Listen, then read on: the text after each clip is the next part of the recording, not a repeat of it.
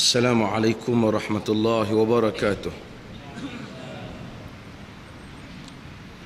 الحمد لله نحمده ونستعينه ونستغفره ونعوذ بالله من شرور أنفسنا ومن سيئات أعمالنا. من يهده الله فلا مضل له ومن يضلل فلا هادي له. أشهد أن لا إله إلا الله وحده لا شريك له وأشهد أن محمدا عبده ورسوله. Amma ba'd. Hadis yang berikutnya, wa 'ani ibn Mas'ud radhiyallahu anhu qala lamma kana yawm Hunain athara Rasulullah sallallahu alaihi wasallam nasan fil qismah fa'a'ta al-Aqra' ibn Habis mi'ata min al-ibil, ataupun kita baca fa'a'ta al-Aqra' ibn Habis mi'atan min al-ibil kalau disambung. Wa a'ta Uyainah ibn Hisn mithla dhalik wa a'ta nasan min ashrafil Arab wa atharahum yawma idhin fil qismah. Faqala rajulun wallahi inna hadhihi al-qismatun ma udila fiha wa ma urida fiha wajhullah. Faqulti wallahi la ukhbiranna Rasulullah sallallahu alaihi wasallam. فأتيته فأخبرته بما قال فتغير وجهه حتى كان كالصرف ثم قال فمن يعدل إن لم يعدل الله ورسوله ثم قال يرحم الله موسى قد أوذي بأكثر من هذا فصبر فقلت لا جرم لا أرفع إليه بعدها حديثا. متفق عليه. Riwayat oleh Al-Imam Al-Bukhari dan Muslim. Daripada Ibnu Mas'ud, yakni Abdullah bin Mas'ud radhiyallahu anhu, katanya ketika peperangan Hunain, dan insyaAllah sekejap lagi kita akan huraikan tentang peperangan Hunain. Ketika peperangan Hunain, athara Rasulullah sallallahu alaihi wasallam nasan fil qismah. Ketika peperangan Hunain, Nabi melebihkan sekumpulan manusia di dalam pembahagian harta rampasan perang. Harta yang didapat daripada peperangan tu, ada sekumpulan yang Nabi lebihkan beri. Siapa kumpulan ni? Mereka adalah pembesar-pembesar Quraisy. Mereka dapat lebih.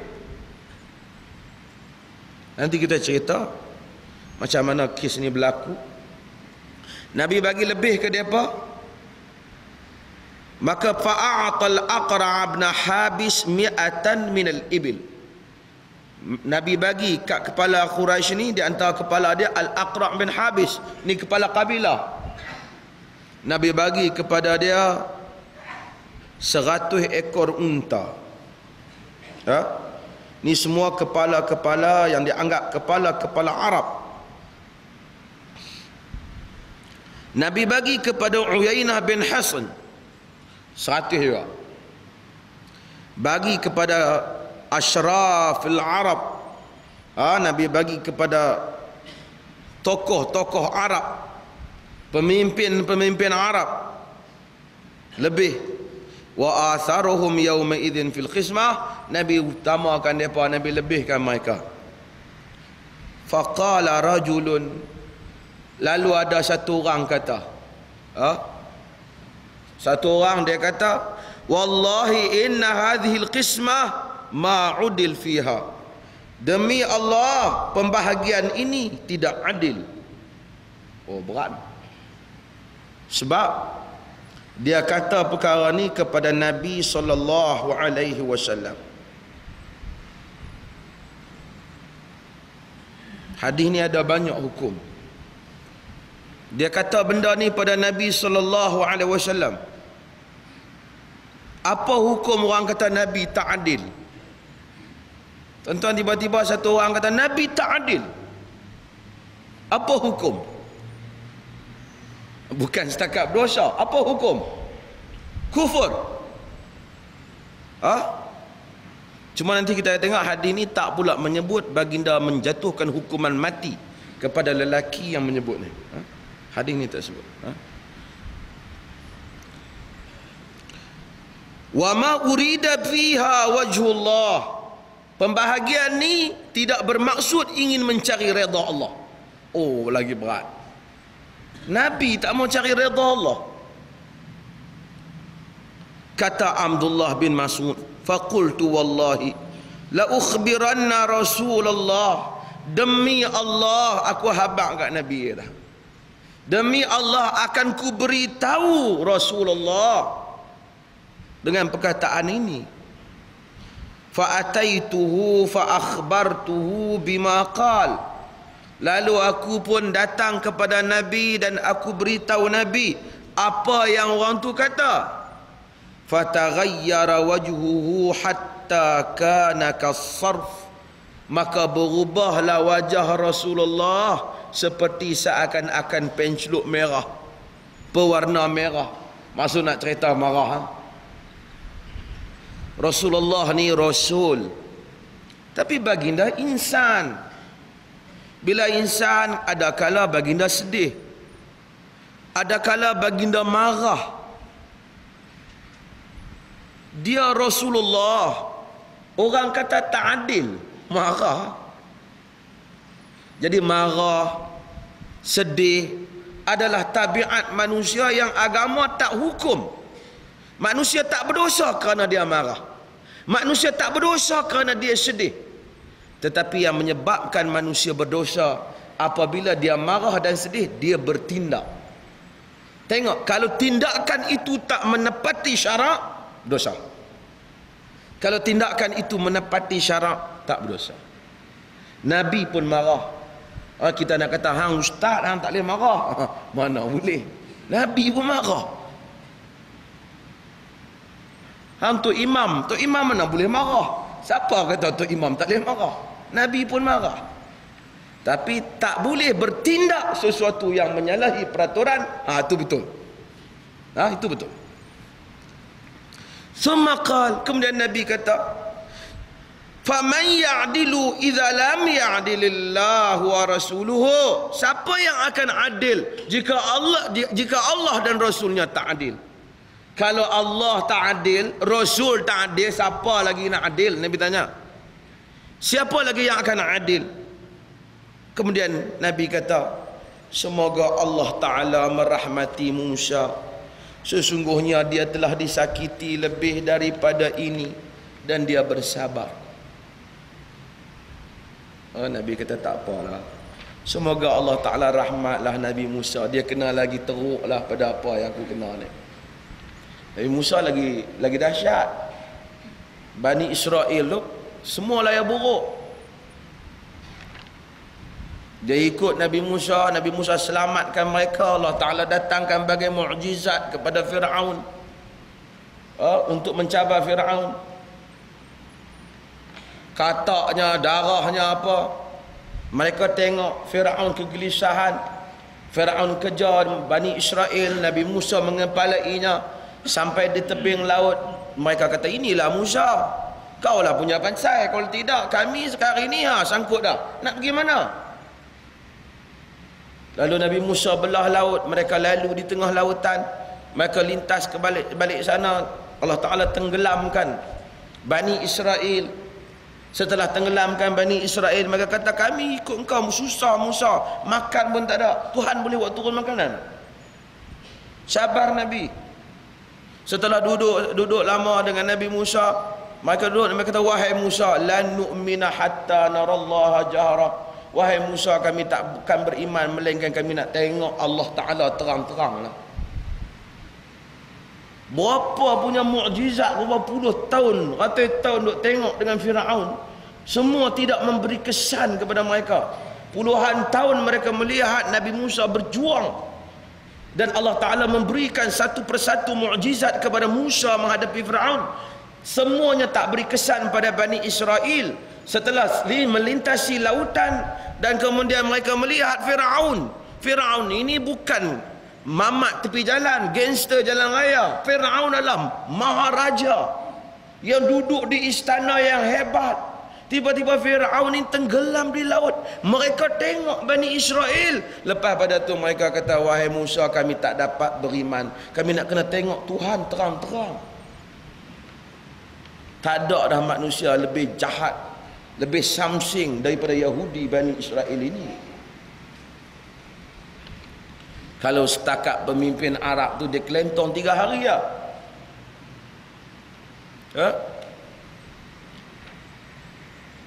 Maka tak Nabi Musa naik bermunajat pada Allah Ta'ala, mereka buat anak lembu. Artinya Nabi Musa punya, kalau nak kira kecil hati, banyaklah yang Nabi Musa hadapi nak dibandingkan apa yang mereka kata. Nabi SAW pujuk diri dia. Nabi kata, Allah Ta'ala rahmatlah Nabi Musa. Nabi Musa hari itu lagi teruklah badannya. Ini kebaikan cerita para Nabi. Kerana apabila kita baca cerita manusia yang menghadapi, mengharungi perjuangan, kita akan rasa lembut hati kita. Dan kita tak apa rasa raplah sangat. Tak apalah, bukan aku seorang yang kena. Bukan aku seorang yang dizalimi. Telah dizalimi sebelum daripada ni orang-orang yang mempertahankan agama ni. Reda sikit perasaan. Kata Abdullah bin Mas'ud. Bila tengok Nabi itu dia kata, dia kata, bang, lain kali aku rasa aku tak mau dah nak bagi tahu Nabi. Maksudnya bila bagi tahu Nabi, baginda rasa kecil hati, kesian kat baginda. Allah SWT kata menyesal bila bagi tahu kat dia, kecil hati, kesian kat dia. Okey, kita akan detailkan sedikit hadis yang kita baca, hadirin dan hadirat sekalian, dan kita akan panjangkan sedikit perbincangan hadis ini kerana hadis ini ada beberapa perkara. Ini soalan ni banyak nanti saya akan bincang. Pertama, hadis ni ada sebut tentang peperangan Hunain. Peperangan Hunain ini ialah peperangan yang berlaku pada tahun 8 Hijrah. Setelah Nabi membuka kota Mekah, Fathu Makkah. Pembukaan kota Mekah ni Fatah, sebab tu Fathu ni pembukaan. Islam kita panggil pembukaan, kita tak panggil tawanan kota Mekah, membuka kota Mekah. Peperangan dalam Islam ni semua kita panggil futuhat. Pembukaan futuhat Islamiah, pembukaan Islam. Pasal bila Islam pergi, dia membuka. Dia memberikan keadilan, dia tak buat kezaliman, dia bukan tindas rakyat. Maka kita panggil pembukaan. Nabi buka kota Mekah. Bila Nabi buka kota Mekah, habis dah orang Arab ni.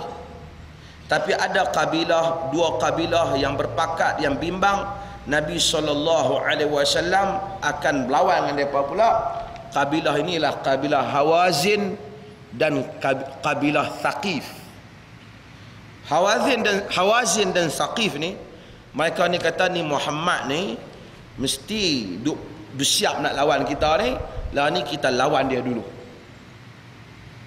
Mereka duduk di Hunain, tak berapa jauh daripada Mekah, dan kemudian mereka menyiapkan segala kemampuan mereka untuk menentang Nabi SAW.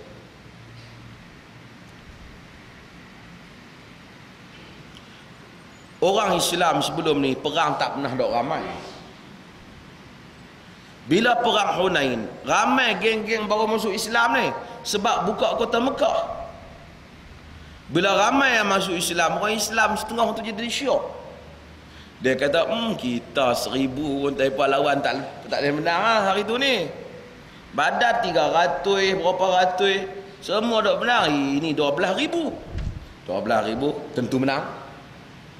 Allah tak suka benda tu. Allah tak suka rasa sombong, rasa pasal apa menang? Pasal jumlah kita ramai. Pasal apa menang? Disebabkan kerana kebijaksanaan mereka menyusun strategi. Allah tak suka. Dan kita akan tengok apa yang berlaku dalam peperangan Hunain. Mereka dikejutkan oleh serangan Hawazin dan Thaqif. Dalam peperangan ni, kepala dia Malik bin Auf. Kepala Hawazin ni, dia ajak Hawazin dan Thaqif ni dikepalai oleh Malik bin Auf. Dan Malik bin Auf ni orang hebat lah. Khutbah pun pandai, gangster pun gangster lah. Dia kata sebenarnya dia kata Muhammad sebelum ni lam yuqatil qad qabla hadhihi al-marrah. Muhammad tak pernah perang lagi sebelum ni. Yang dia dok lawan tu semua orang-orang yang tak ada pengalaman, kan? Dia belum lawan kita lagi. La ilma lahum bil harb fayunsaru alaihim. Muhammad dok menang ni sebab dia perang dengan orang biasa. Sebab tu dia menang. Dia belum lawan kita. Jadi dia bakar semangat orang dia, dan kemudian mereka pun berpakat, bersiap, dan dikatakan jumlah mereka lebih besar untuk menentang tentera Nabi SAW. Nabi gerakkan orang Islam, Nabi buat semua persiapan peperangan seperti biasa, seperti mana yang selalu kita baca. Tapi apabila pergi di Wadi Hunain itu, puak tentera Hawazin dan Thaqif ni dia masuk sebelah malam. Bila dia masuk sebelah malam, bila tentera Islam sampai, dia orang dah ada dah di lembah-lembah. Bila dia ada di sebelah lembah, masuk je tentera Islam di lembah tu, mereka turun dan mereka di segala pelosok, dan kemudian mereka menggempur tentera Islam. Ramai orang baru dalam medan perang. Sahabat hak jago-jago ada lah, tapi hak baru-baru masuk Islam ni tak sekuat mana. Mereka lari berselerakkan di dalam peperangan tersebut. Lari berselerak. Kata Al-Abbas bin Abdul Muttalib, meriwayatkan perang tersebut, dia kata syahadtu ma'a Rasulillah sallallahu alaihi wasallam yauma Hunain falazimtu ana wa Abu Sufyan bin Harith Rasulullah sallallahu alaihi wasallam falam nufariqu. Kata dia, aku hadir bersama dengan Rasulullah di dalam peperangan Hunain, dan aku dan Abu Sufyan tidak lari meninggalkan Nabi. Tentu ingat Abu Sufyan. Ingat dalam semua peperangan sebelum daripada ini, dia menentang Nabi sallallahu alaihi wasallam. Perang Badar ada kaitan dengan isu dia. Perang Uhud juga dia salah seorang di belakang. Di dalam peperangan Khandaq ataupun Ahzab, dia antara orang yang terlibat. Sehinggalah apabila hampir Nabi nak buka kota Mekah, dia mari dan dia mula lunak hati, dan akhirnya dia masuk Islam. Pada hari pembukaan kota Mekah, Nabi sebut nama dia macam mana kita sebut dalam kuliah yang lepas. Nabi kata man dakhala al-masjidal haram fahuwa amin, wa man dakhala baita Abi Sufyan fahuwa amin. Siapa yang masuk ke dalam Masjidil Haram dia selamat, siapa yang masuk dalam rumah Abu Sufyan dia selamat. Nabi ambil hati Abu Sufyan. Orang ni kalau nak kira sejarah Abu Sufyan, semua sepanjang besar sejarah Islam, pertentangan antara musyrikin dengan Islam, penentangan antara musuh Islam dan Nabi, Abu Sufyan terlibat di pihak musuh Islam. Siapa sangka Abu Sufyan itu menganut Islam. Dalam peperangan Hunain ketika orang lain lari, Abu Sufyan tidak meninggalkan Nabi sallallahu alaihi wasallam. Dan Nabi itu anak saudara dia juga lah. Ini semua mengajar kepada kita supaya kita jangan berputus asa dengan rahmat Allah Jalla wa Ala dalam memberikan hidayah kepada seseorang. Orang dia sentimen. Bila dia sentimen, Tuhan tak akan bagi hidayah kat dia tu. Kita kata Abu Sufyan lawan Nabi sepanjang hayat dah.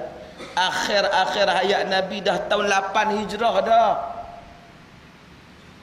Tinggal 2 tahun lagi Nabi dah hidup, dia masuk Islam, dia bela Nabi.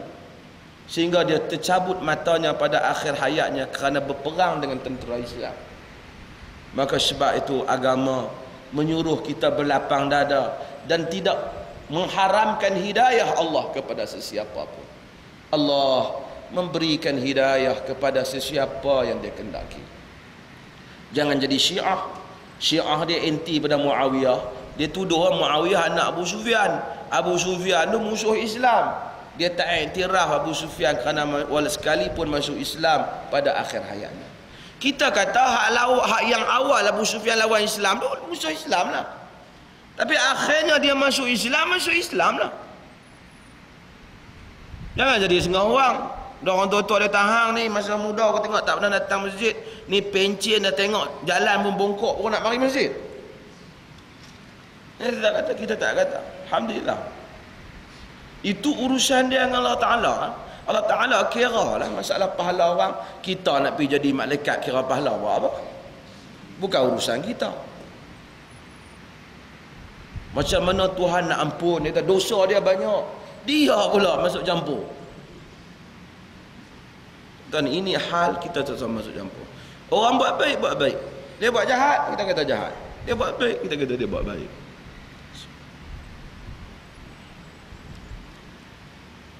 Kata Abbas, wa Rasulullah ala baghlatin lahu bayda falamma altaqal muslimun al-kufar wal muslimun mudbirin fatafiqa Rasulullah yarqudu bi baghlahu qabla al-kufar qala Abbas wa ana akhidhum bil jamil baghlati Rasulillah akufuha iradata alla tasra' faqala Rasulullah ay Abbas nadi ashabus samurah. Nabi sallallahu alaihi wasallam dia kata apabila Nabi tengok orang berselerakkan lari, kata Al-Abbas, aku tengok Nabi bila bertembung orang Islam lari berselerak, aku tengok Nabi tepuk kuda dia, baghlah ni dia baghlah kenderaan kuda, bagal lah dia naik. Dia naik kenderaan dia tu, ditepuk kuda dia nak bergerak nak menyerang musyrikin. Nak menyerang musyrikin. Kata Abbas, aku pegang kuda Nabi. Aku kata supaya dia tak pergi. Tak maulah pasal orang yang lari nak pergi, Nabi nak pergi seorang. Hadis ni juga menunjukkan beraninya Rasulullah sallallahu alaihi wasallam. Dia tak tengok kata orang lari dengan dia pun lari, pemimpin apa? Pemimpin ni kalau dia tak jujur, orang lain lari, dia pun lari, ataupun kadang-kadang dia lari dulu sebelum pengikut dia lari. Itu semua syaitan-syaitan yang berada di Afghanistan sebelum Rusia masuk. Mereka inilah yang lari dulu sebelum rakyat mereka berperang. Bila Rusia masuk ke Afghanistan, semua itu rejim-rejim Kabul tu, Najibullah apa semua tu memang sekutu Rusia. Semua sultan-sultan, raja-raja Afghanistan, mereka semua lari keluar negara. Rakyat mereka berperang. Habis selesai berperang dan Rusia pun belah, mereka balik, mereka kata ni negara mereka.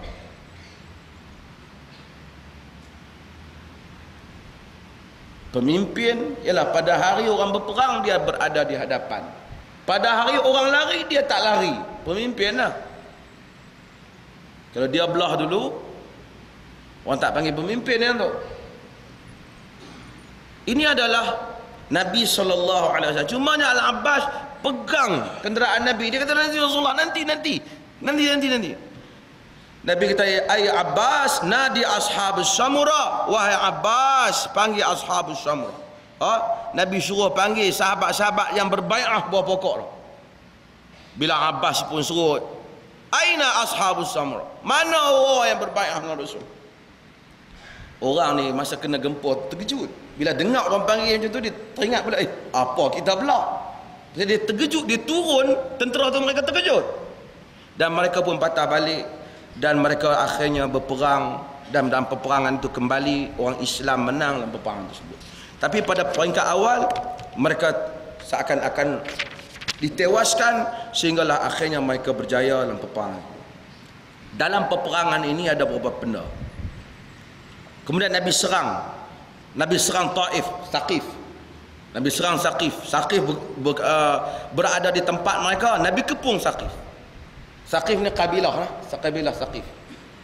Tuan-tuan, dalam peperangan ini dirakamkan Hunain ini yang berlawan Hawazin dan Thaqif. Nabi menggunakan beberapa persenjataan yang dianggap baru pada zaman tersebut. Antaranya baginda menggunakan apa yang dinamakan dengan minjaniq. Minjaniq ni dia macam lastik.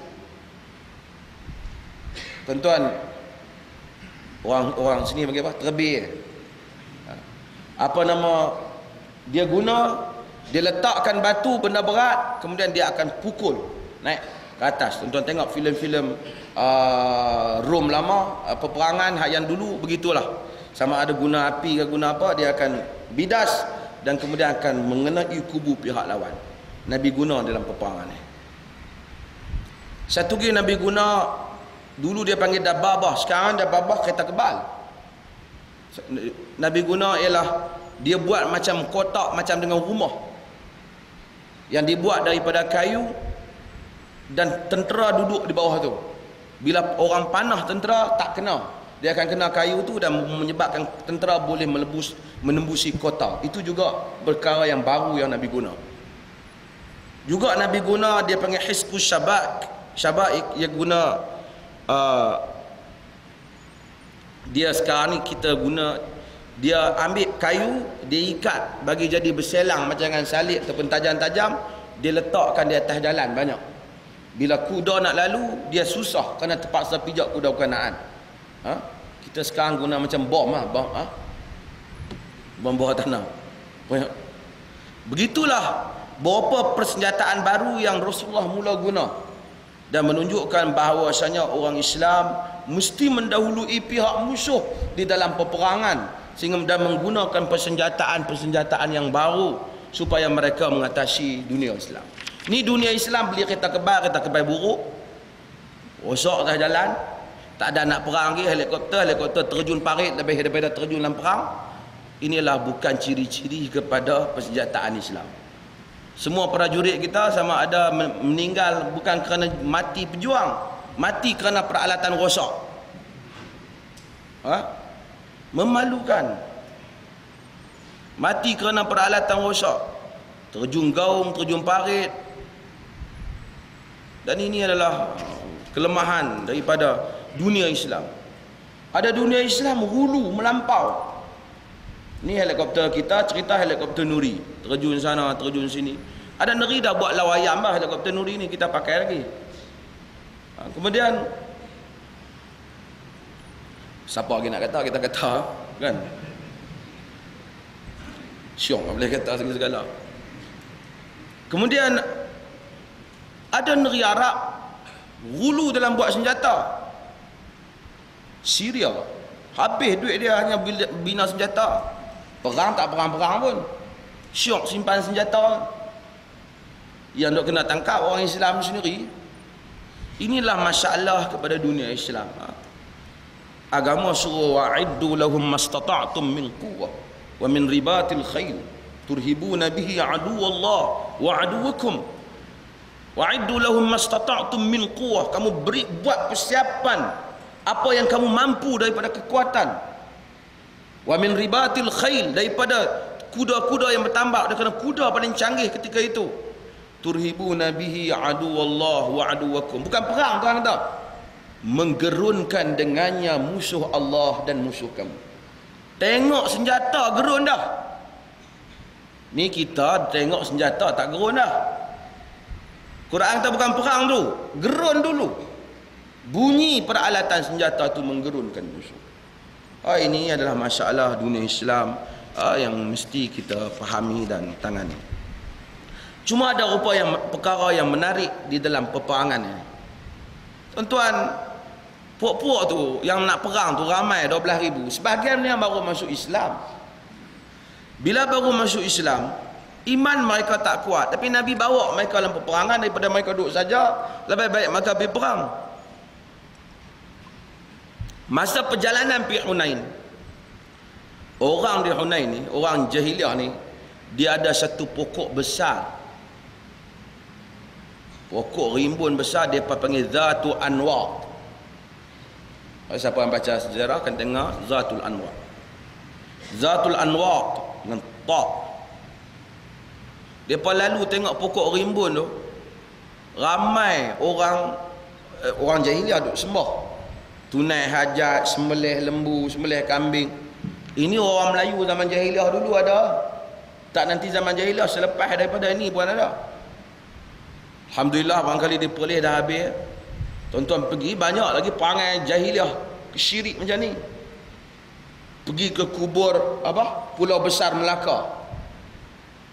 Semua tu dia tarekat, semua jubah labuh-labuh meleret dah. Dok pi minta doa kat kubur tu. Akidah syirik. Lebih baik tak payah pakai jubah, sebab jubah ni bukan kira Abu Lahab pun pakai. Kalau jubah dia tak sama dengan akidah Nabi, jubah tu kira jubah Abu Lahab lah.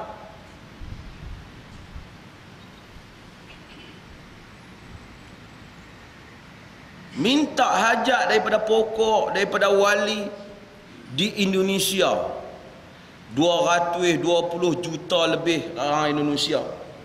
Tapi yang berakidah dengan akidah Islam tak tahulah banyak mana. Kita baru balik seminar di Indonesia. Ada tokoh Indonesia. Orang bawah tanya, ada orang Indonesia tanya, apa hukum tepung tawar? Tepung tawar atau tepung tawar? Dia nak jawab yang tu pun tak berani. Adat ini kalau tak bercanggah dengan syarak tak apa, kalau bercanggah tak boleh. Orang tanya lah, tu orang bangun, orang ni bangun, orang tanya tepung tawar, bagi tahulah hukum dia apa.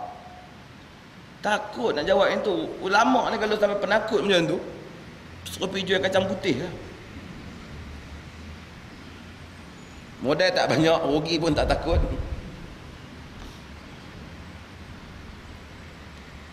Bagi tahulah benda syirik-syirik lah. Tepung tawar rasanya tawar, tapi lah akidah Jahannam.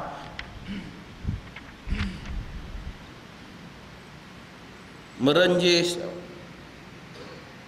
Manusia ni dia kadang-kadang dia tak puas dengan ibadah kepada Allah dalam konteks, dalam bentuk yang Islam beri. Dia ada unsur-unsur berhala dalam jiwa dia tu. Dia rasa nak benda berketul di hadapan dia. Sebab tu orang Melayu dulu pun sengah-sengah bila tengok benda pelik-pelik, dia pikat kain lah di pokok lah. Lalu kok berhala agama lain, Hindu ke apa, dia tahu ini berhala ni keras ni, pokok ni keras, memang keras batu. Dengan kepercayaan karut-marut dia tu timbul yang bukan-bukan. Geng-geng ni baru masuk Islam sebahagian ni, depa lalu kat Zat Anwar ni, depa kata ij'al lana Zat Anwar kama lahum Zat Anwar.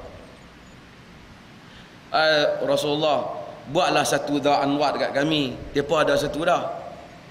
Dia teringin. Rasulullah sallallahu alaihi wasallam kata, Allahu akbar, qultum walladhi nafsi biyadihi kama qala Musa kama qala qaum Musa li Musa ij'al lana ilahan kama lahum aliha qala innakum qaumun tajhalun. Nabi kata, Allahu akbar, kamu kata benda ni sama dengan puak kaum Musa kata, buatlah kepada kami satu Tuhan macam mana mereka ada banyak Tuhan, sesungguhnya kamu adalah kaum yang jahil. Ini orang-orang yang akidah dia baru dan mereka baru menganut Islam, dan daripada ada lagi kesan jahiliah pada mereka. Tu baru masuk Islam.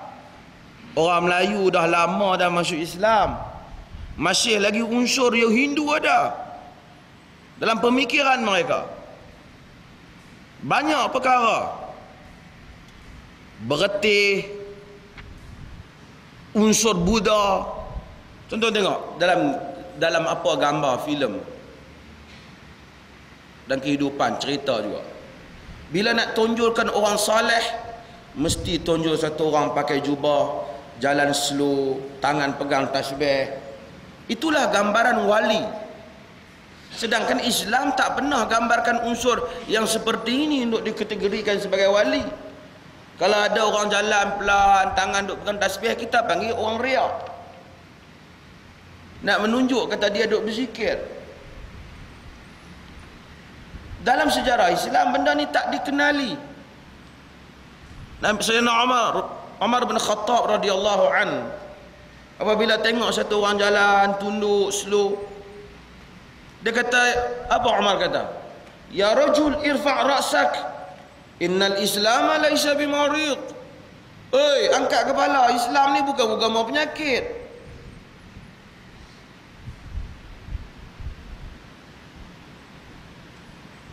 Orang cerita, orang ni dia kata jalan slow. Umar kata dia telah mematikan agama kita, sedangkan agama kita ini hidup. Ni satu watak slow.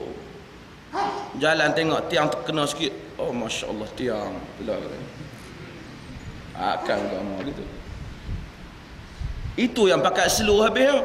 Pejabat slow, pejabat agama slow, pejabat mufti slow. Orang nak masuk Islam pun berbulan-bulan tak boleh dapat kad lagi. Orang nak kahwin pun jadi lambat. 6 kali datang kes tak selesai lagi. Tapi pi makan cepat. Kata, kata. Time pergi makan semua penuh. Orang main tak ada. Ini ada orang nak masuk Islam, saya komplain betul. Orang main ke negeri kita, orang ingat negeri kita cepat. Orang nak masuk Islam pun banyak kan kerenah. Kita duk kempen bagi cepat orang nak masuk Islam. Nak kena tengok ni, nak tengok muka, nak tengok ni. Dia masuk Islam, dia Islam, masuk Islam, Islam lah bagi kat dia. Bagi kad ke dia cepat-cepat. Memudahkan dia berkahwin, dia apa. Orang masuk Islam, perempuan kadang-kadang family tak ada. Dia kena kahwin cepat. Sebab orang nak kena lindung dia. Orang nak dapat zakat apa-apa 3-4 kali duk main minta. Habis duit tambang lah. Tak dapat lagi. Mai kali ini ustaz tak ada, ustaz demam. Bulan depan bini ustaz beranak. Bulan kali lagi ustaz sakit gigi. Bulan sekali lagi ustaz makan tengah hari. Sebelah pindah. Lama-lama makcik tu mati lapang.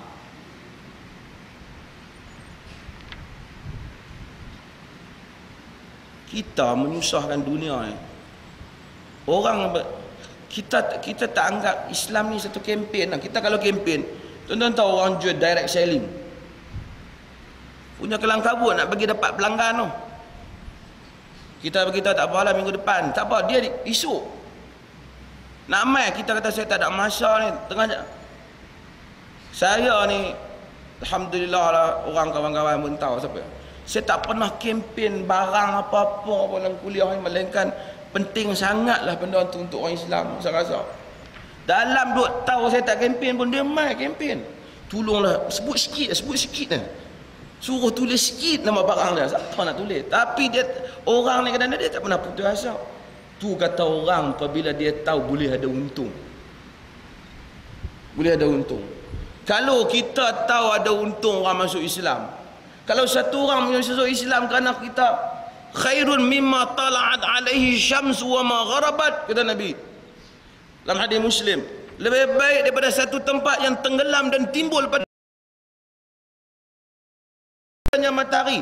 Dunia dan segala isinya tidak lebih baik daripada satu orang masuk Islam kerana kita. La an yahdiyallahu bika rajulan wahida. Jika kerana sebab engkau Allah Ta'ala bagi satu petunjuk pada orang. Kita kalau dengar orang nak masuk Islam, ahlan wa sahlan, bukan 3 pagi pun mai masuk Islam pun bukan nak kena masuk Islam. Mai masuk Islam lah, buka pintu, sekali saya buka pintu Islam, bukan. Suruh dia mengucap. Ini orang nak main masuk Islam pukul 5.30 dia tawat, tak ada masa. Katakan cik tak tahu. Ini betul ni berlaku. 5.30 tunggulah saat. Dia kata saya banyak.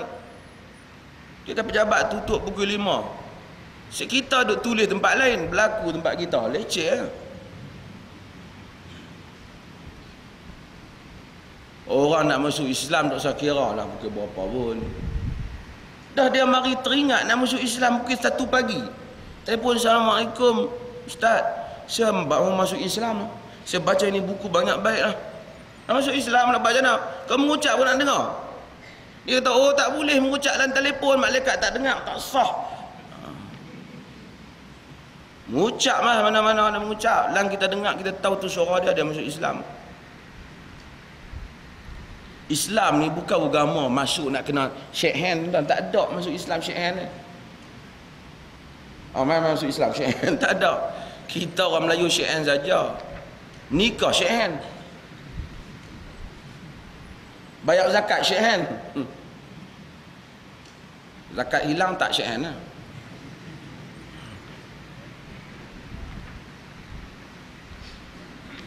Zakat ni kalau betul-betul bahagi ya. Orang Islam tak ada lah hak sebakar rumah tu.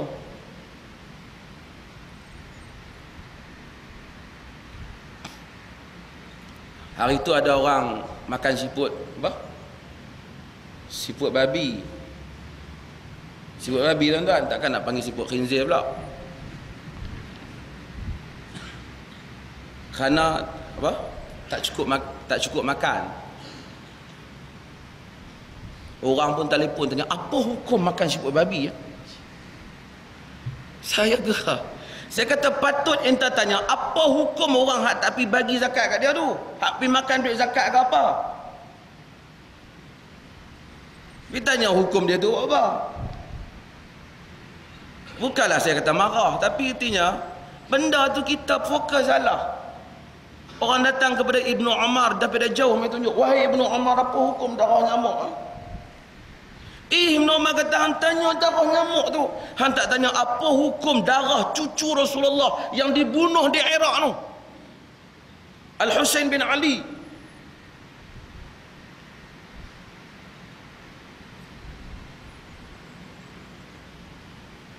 Kita tanya benda yang sikit, benda yang penting.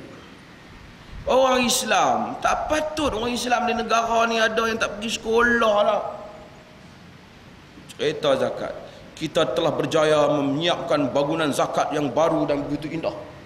Apa? Orang suruh buat bangunan, orang suruh bagi pada yang penting, yang berhak. Zakat ni memang tak kena komplain selalu.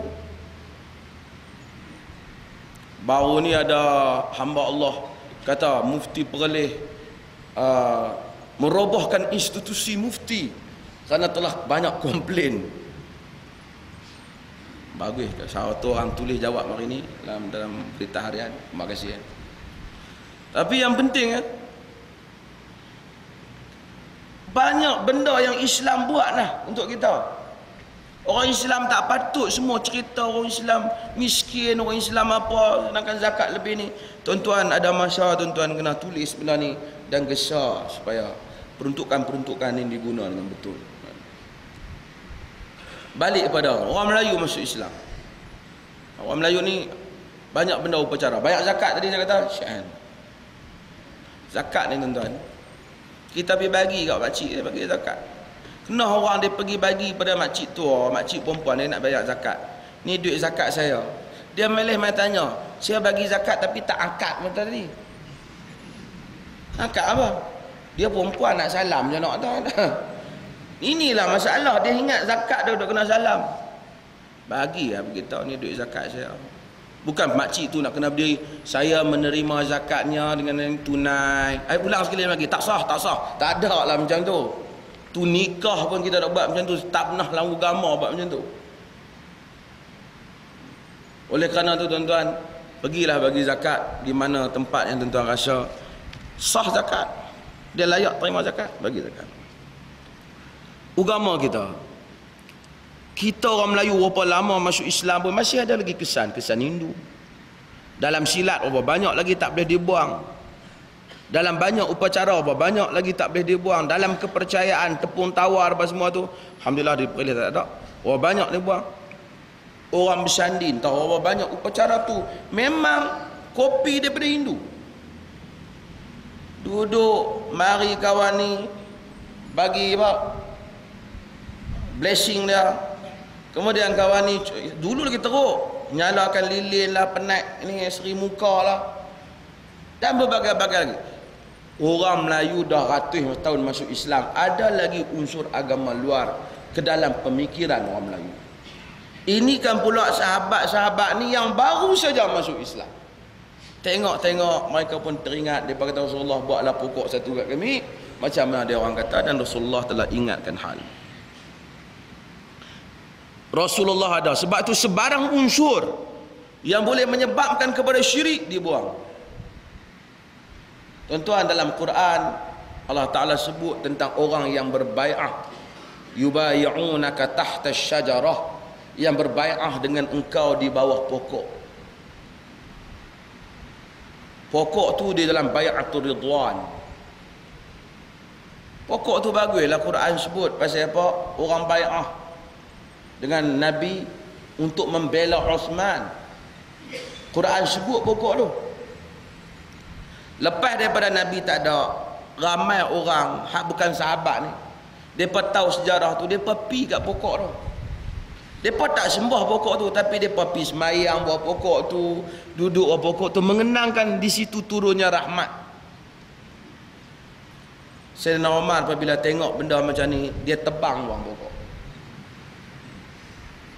Takut lama-lama dia lajak, membawa kepada syirik. Sedangkan mereka itu hidup pada zaman mereka, para sahabah radhiyallahu anhum ajma'in. Maka Nabi larang sebarang binaan di atas kubur. Kerana binaan-binaan ini lama-lama membawa pada unsur pujaan. Demikian tak boleh pada syarak apa saja. Duk pi angkat bunga, pi tabit kat kubu, kat tugu, ini bukan daripada ajaran agama. Walaupun kita kata benda tu bukan tujuannya untuk syirik,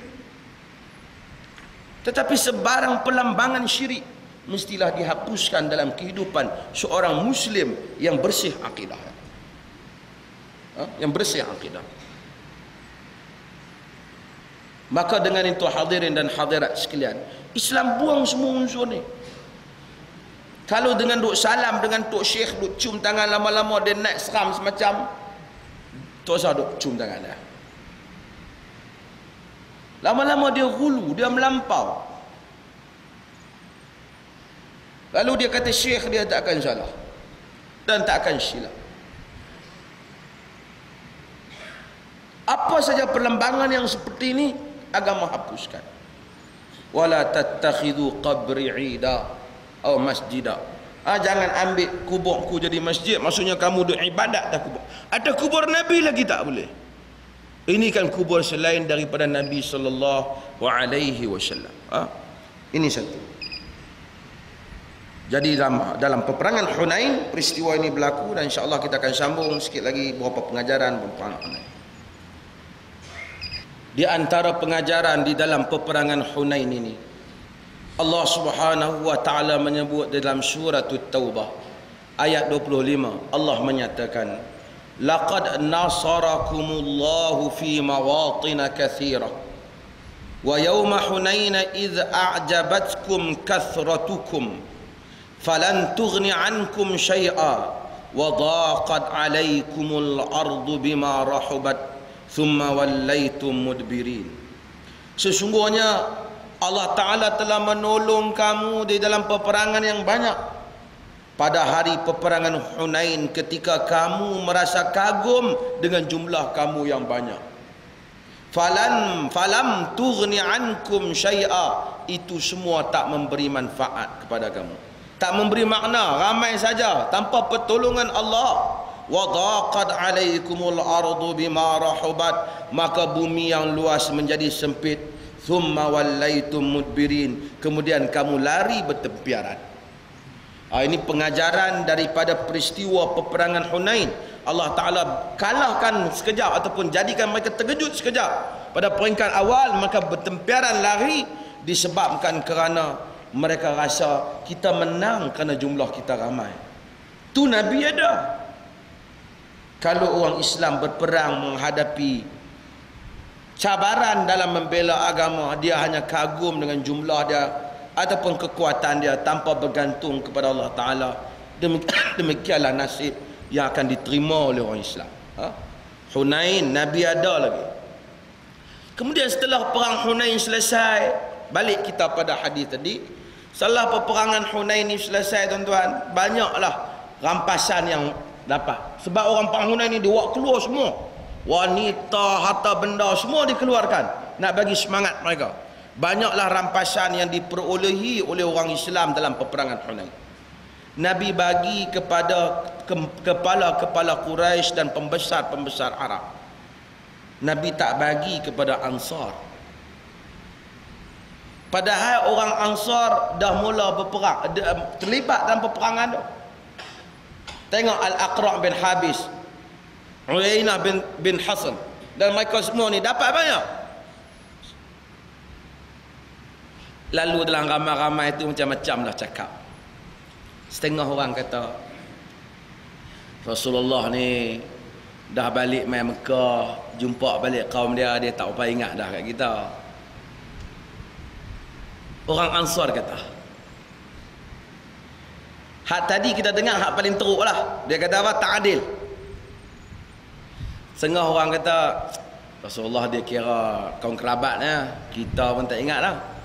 Tuan-tuan, padahal Nabi tu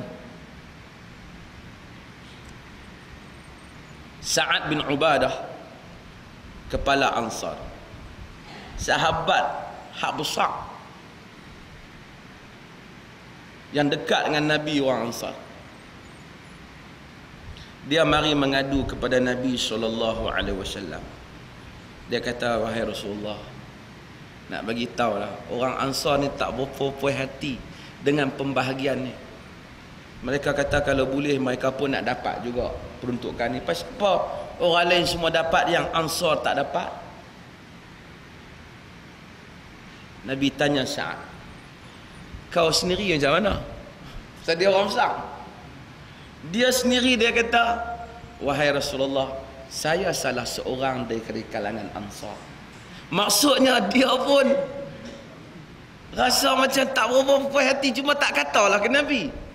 Pasal apa yang pakat Quraisy ni dapat, yang kami, yang kita ni tak dapat? Pasal apa? Nabi nak belakangkan kita dulu. Dan sehingga ada yang kata Nabi ni dulu masa duduk di Mekah, orang Mekah kan terima, kita yang terima di Yasrib. Dia perbuang dia, kita yang ambil. Tiba-tiba hari ni Nabi balik kepada kaum dia, Nabi lupa kita. Tuan-tuan, dalam ramai-ramai ni macam-macam lah mulut. Nabi SAW suruh suruh semua orang Ansar, suruh Sa'ad bin Ubadah himpun semua orang Ansar. Himpun. Nabi kata, aku nak cakap dengan orang Ansar.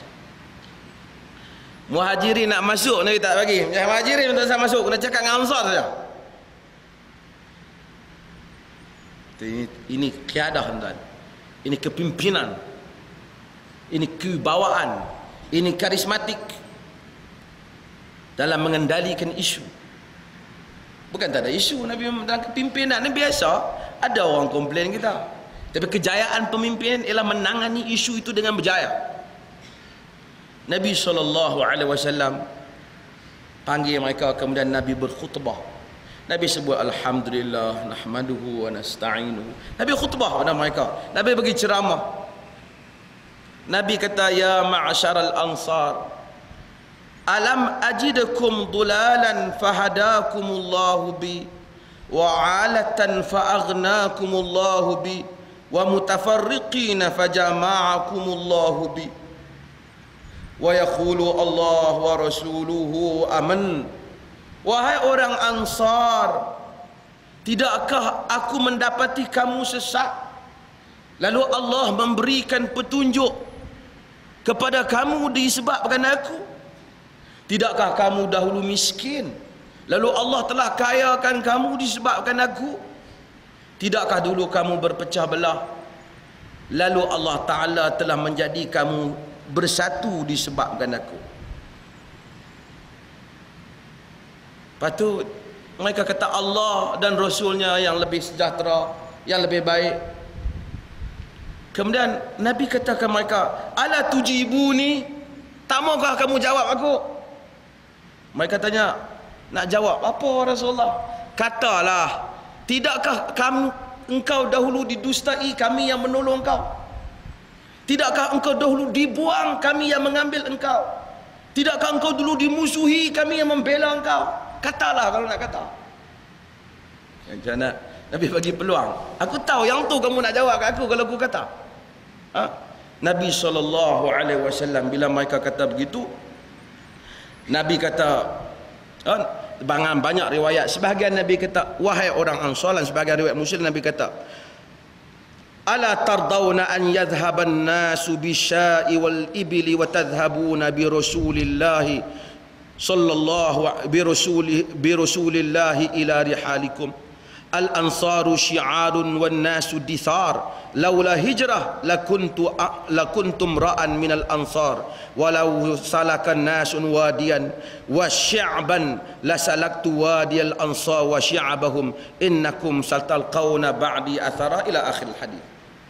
Nabi kata, wahai orang Ansar, dalam banyak riwayat kesimpulannya, wahai orang Ansar, kamu tak sukakah orang lain tu pergi balik dengan membawa kambing, unta, kekayaan, tapi kamu akan balik ke Madinah dengan membawa Rasulullah?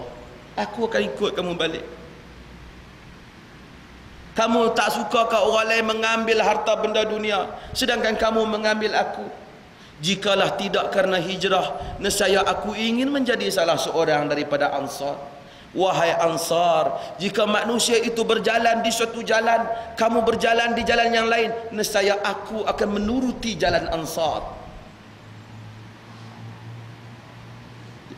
Jadi Nabi bagi semangat pada mereka. Nabi kata, biarlah orang, dalam riwayat Nabi kata, sesungguhnya aku beri pada mereka, kerana mereka lah pembesar Arab, supaya melunakkan hati mereka dengan dunia ini, dengan agama ni, supaya mereka jadi nak kepada Islam. Ambillah harta benda ni. Tetapi kamu semua adalah ahli iman, kamu tak perlukan benda ni, kamu perlukan aku.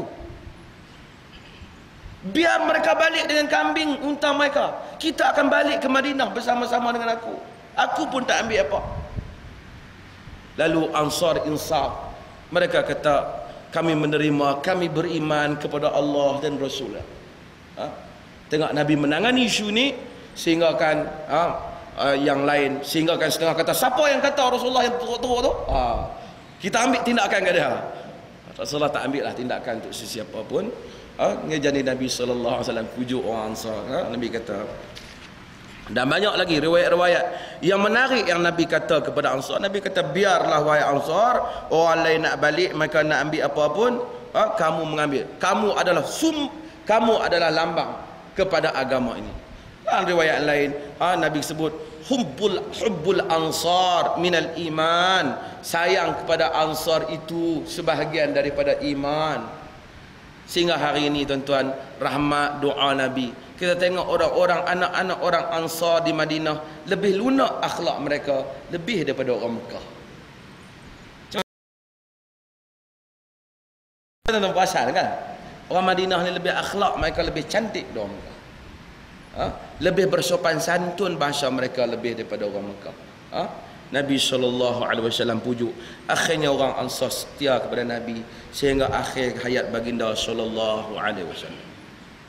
Cuma para ulama ada membahaskan, mengapa Nabi tak mengambil tindakan bunuh kepada lelaki yang kata Nabi tidak adil, sedangkan dia kira-kiranya dia murtad. Ini menyebabkan setengah para ulama menyatakan hukuman mati itu terserah kepada pemerintah dalam melihat kesan kepada murtad.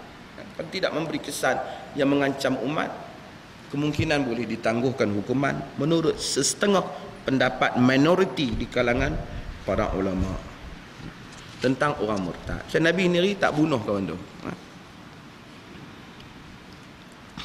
Kita jawab apa soalan? Bolehkah diterangkan amalan serta pembacaan surah ketika waktu hamil? Tidak ada suatu bacaan khas yang kata kita baca semasa hamil ni, kalau baca surah Maryam dapat anak perempuan, baca surah Yusuf dapat anak lelaki. Tak ada. Tak ada. Ada untuk memudahkan melahirkan anak, ada diriwayatkan daripada Ummu Salamah dan beberapa riwayat membaca ayat kursi dan seumpama, tapi tidak disandarkan kepada Nabi SAW. Tidak ada satu bacaan khusus dalam hal ini. Oleh kerana itu, jangan khususkan bacaan. Siapa nak baca doa supaya Allah mudahkan dia bersalin, dia boleh baca doa.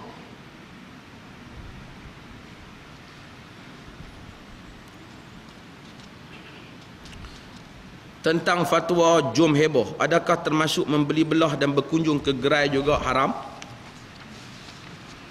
Tuan-tuan, kita janganlah pergi haram pakai package jom heboh ke apa heboh ke, haram sebiji dulu. Kalaulah kita ada benda yang kita berpendapat pada hukum tu memang terbukti haram, kita haramkan aktiviti tu. Perkara yang dalam benda tu ada banyak, jangan kita kata keseluruhannya haram. Kita kata salah, benda yang haram-haram lah. Beli baju tak haram, kan? Ada jual air tebu, takkan air tebu pun jadi haram, kan? Jadi perkara seperti ini hendaklah teliti. Hukum ni jangan main emosi. Kita tengok, haramkan yang memang haram dan jangan babitkan perkara yang tidak terlibat.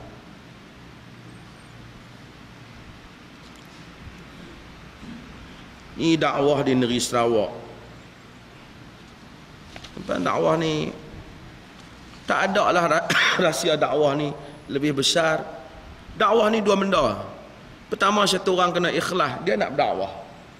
Yang kedua, dia kena ada ilmu pada apa yang dia nak dakwah. Kalau dia tak ada ilmu, dia ikhlas pun keliru juga. Benda yang dia terang yang lain, dia pergi terang yang lain. Benda yang patut dia sampai Islam macam lain, jadi Islam macam lain. Salah wajah Islam. Tapi kalau dia ada ilmu, dia tak ada ikhlas pun, tak sampai juga maksud. Kerana akhirnya dia tidak jujur dan tidak ada rahmat Allah Subhanahu Wa Taala dalam dakwah.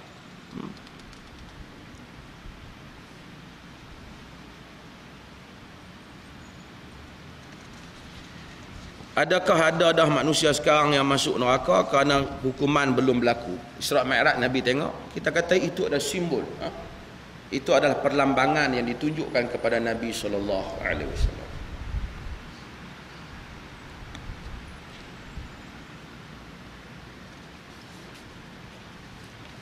Kita pengebom berani mati, kita dah jawab itu. Ini ada soalan yang detail sikit, nasih mansukh lah apa ni. Ini panjang ni, nak baca berjam ni.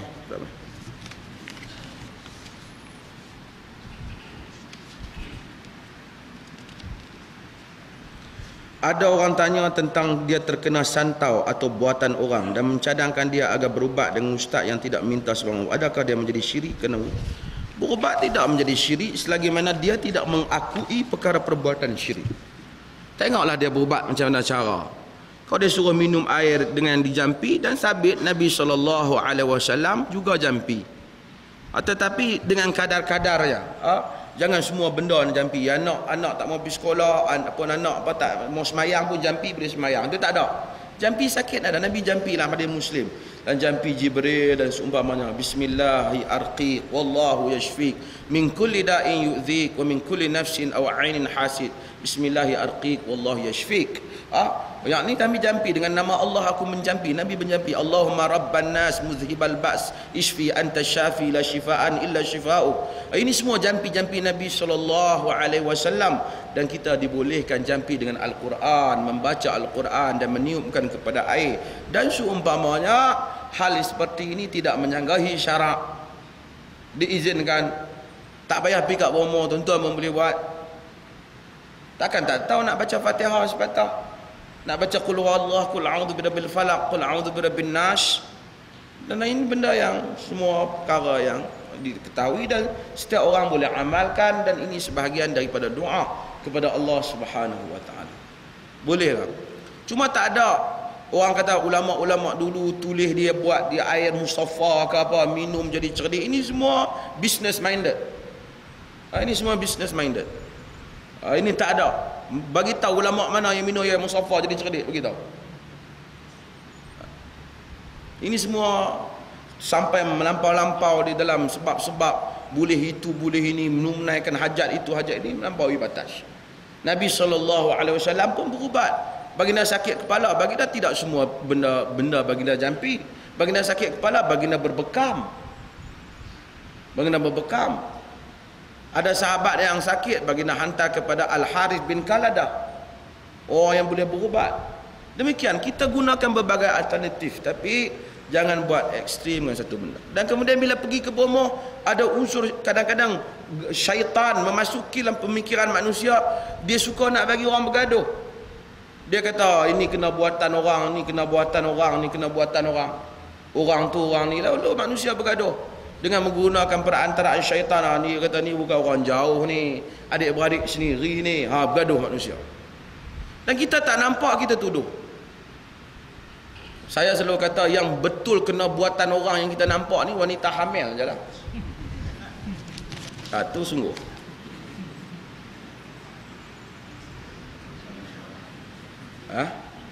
Tak faham tak apa?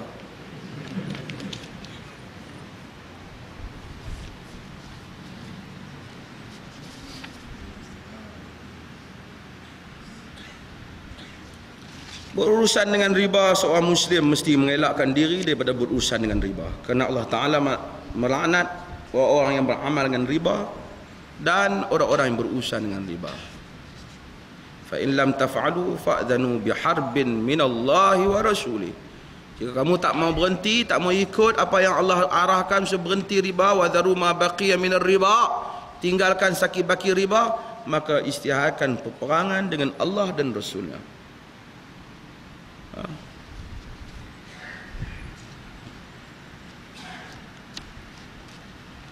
Siapa yang sempat rokok bersama dengan imam maka mendapat rakaat.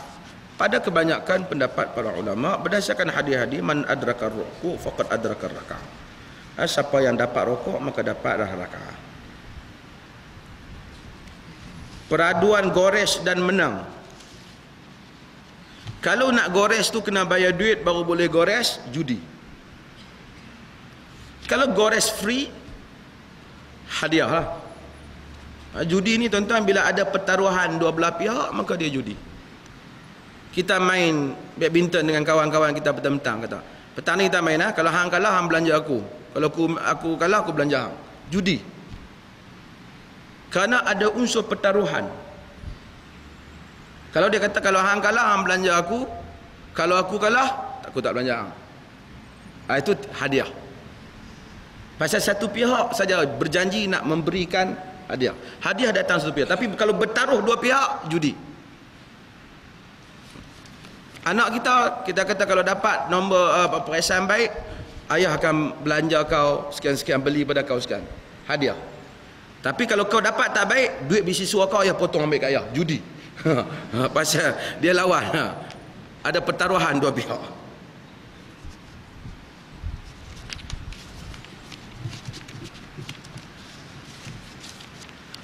Hiburan ini tuan-tuan, Islam tidak mengharam hiburan secara mutlak. Tapi macam yang saya sebut sebelum inilah, berpada-pada. Rasulullah hadir dalam majlis kahwin anak Ansar. Rasulullah tengok tak ada nyanyian. Nabi kata, maka lakum min lahu. Tak ada nyanyian kan dia. Fa inna ansar yu'jibuhumul lahu. Kerana orang Ansar sukakan nyanyian.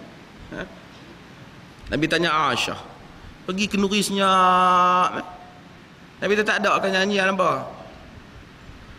Orang Ansar ni suka nyanyian. Jadi Nabi bagi ada peluang. Tak apa.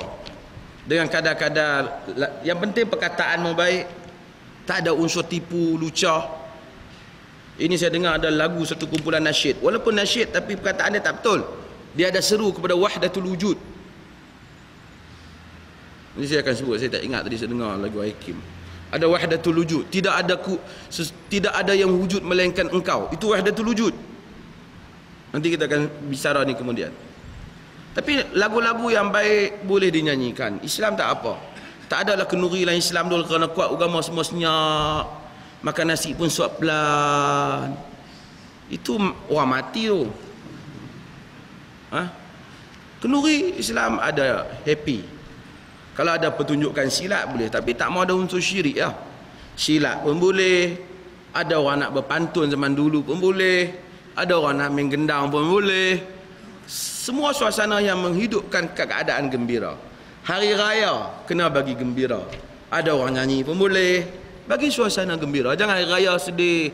Orang Melayu macam saya kata, dah takbir sedih. Allahu Akbar. Raya perlambangan sedih. Cerita pun cerita sedih.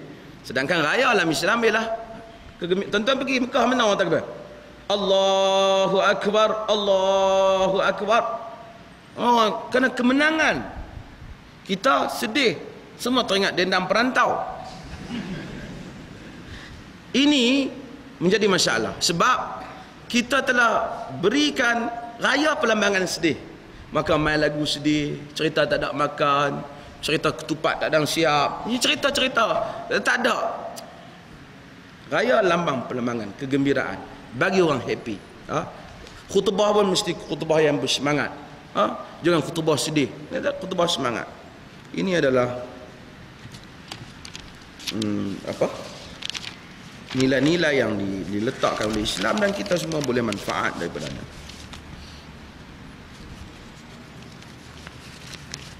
Semua orang boleh mendoakan kejayaan dalam peperiksaan apa, tetapi sembahyang hajat berjemaah khas semua ni tidak berlaku pada zaman Nabi SAW.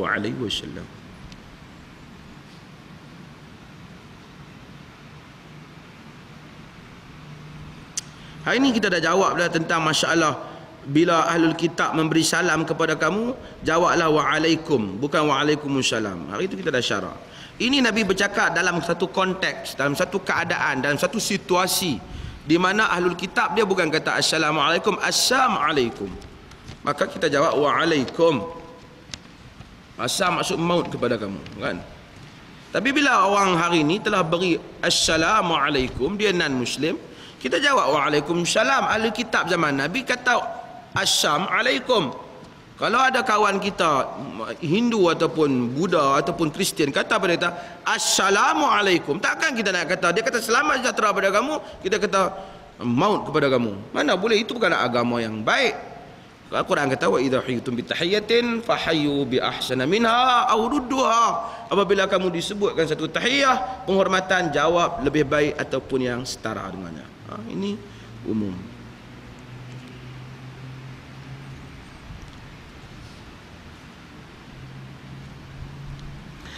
Ini soalan ni Finas tak lulus kan, tapi saya baca juga. Doktor, saya ada satu persoalan hukum tentang seorang lelaki beristeri dua, yakni tinggal di rumah yang berasingan. Pada waktu tertentu ingin tidur bersama dengan kedua isterinya sekatil, dan bukan untuk melakukan hubungan kelamin, hanya untuk mendapatkan kasih sayang. Kalau tidak membabitkan pendedahan aurat antara satu sama lain, tidak mengapa. Budak-budak yang dengar lah soalan macam ni. Orang hak dengar soalan ni teringin nak menikah dua. Hari Rabu ni insya-Allah tidak ada kuliah. Insya-Allah kita akan sambung kuliah pada hari Isnin akan datang. Allahumma ja'al jam'ana hadha jam'an marhuma tafarraqna min ba'dihi tafarraqan ma'suna wa la taj'al min asy-syaqiyan wa la mahrum. Sallallahu ala nabiyyina Muhammad walhamdulillah.